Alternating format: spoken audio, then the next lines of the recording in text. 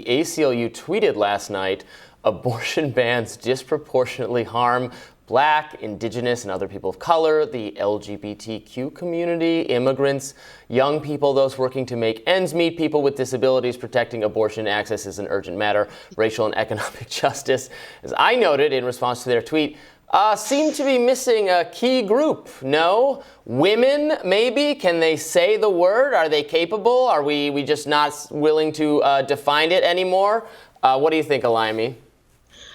Listen, obviously, this is an issue that disproportionately impacts women. To shoot the ACLU some bail here, I think what they're probably trying to reference in this list is that the women that will be most impacted are poor people, are poor women, poor Black and brown women, immigrants, people with less access, as opposed to, I think sometimes they can dismiss LGBT women? I mean, not to I do think offend anyone, but get canceled on your own, Robbie. Yeah. Look, Glenn Greenwald made this point, saying that straight people are probably going to be implicated by abortion rights more than gay people by the nature of how reproduction works. But I think there is another point to be made, whether or not they're disproportionately affected or not, is that some percentage of people who are seeking abortions are the victims of rape, and certainly people aren't checking people's sexual orientation before they decide to rape a person. So they're not disproportionately affected. I think perhaps affected as well. Yeah, I think a really important critique, and I think a lot of liberals need to take heed to this, is that they over rely on this idea of disproportionality and disparate impact to make points that don't necessarily need that for the underlying point to be a sound and ethical one.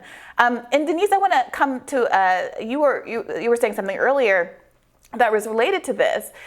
You were asking about you were talking about how this is playing among voters in their home versus in public, and the emphasis that some liberals, some people who are defending abortion rights across the political spectrum, put on the kind of less common reasons for abortion, rape, incest, etc. And I take your point that why is there so much emphasis on that when it's such a small sliver of motivates such a small sliver of abortions? But there's an opposite point too. If that is there is such a consensus about abortions for those reasons, why is it that certain conservatives keep pushing for to get rid of abortion rights for those areas? The case that this is all predicated on, the Dobbs case out of Mississippi, it did not ask to get rid of the Roe v. Wade. It only asked for a 15-week abortion ban, and it did obviously not protect rape and incest exceptions. But why do conservatives keep setting themselves up to have to defend such an unpopular policy if, in fact, it's such a small number of abortions? Shouldn't they just say, okay, we'll let those ones slide?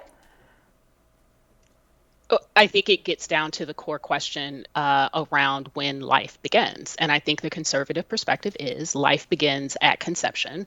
And under what circumstance does a government morally give largesse, opportunity, and again, funding to the ending of that life, regardless of how that life came to be, whether it came from consensual sex with the intent to give birth, or whether it came from a failure of, condoms, birth control, all of those types of things, or if it came from forced sex. And so the question there becomes, if you are a hardliner on life beginning at conception and that we have no moral right to support the ending of that life, then yes, you would say that there are no exceptions to abortion, because you would essentially be saying that you are supporting the murder of a life.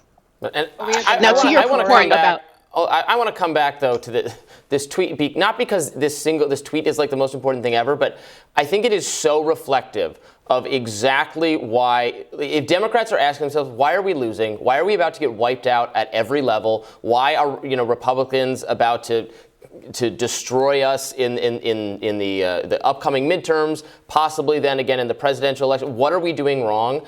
And if they are honest with themselves, they will look at things like this and say, our inability to acknowledge that women exist, to say as an organization that defends the rights of various people, to say this is an issue that affects women, they can't say that because unhinged, crazy activists in their coalition, who are not important and don't represent enough voices, don't want them to say that. And they should just ignore those people and offend them because it doesn't matter. But they're so afraid of offending them that the Democrats are going to lose at every level for the foreseeable future. And I think it's a huge issue.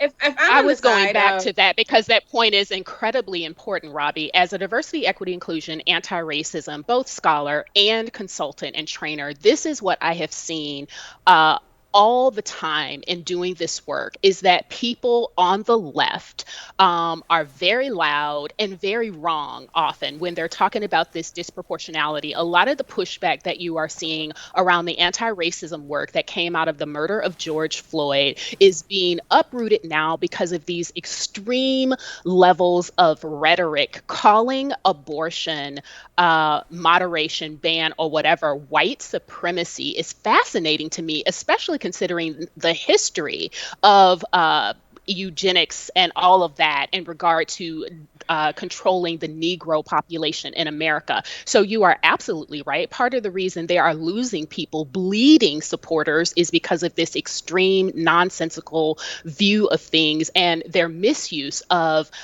legitimate social justice issues. Yeah. Olayemi, we want to give you opportunity to respond.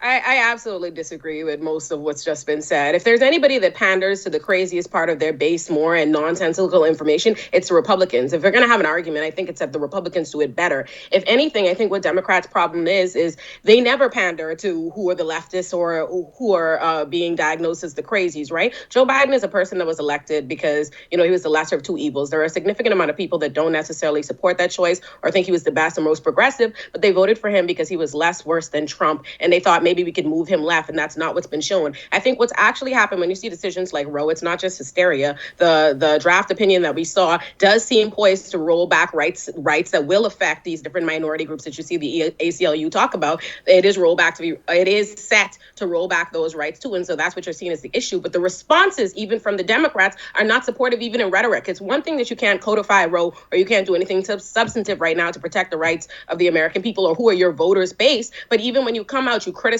the people on your own party and how they're going about protesting the decision. So I think what's happening actually is Dems do not do enough or say enough to support their own voter base, and I think that is what's happening. Not that they're pandering too much to the left; they're not pandering enough to the left. Yeah, Manchin's the one that's holding up the agenda, not some crazy loon AOC or whatever. Thank you.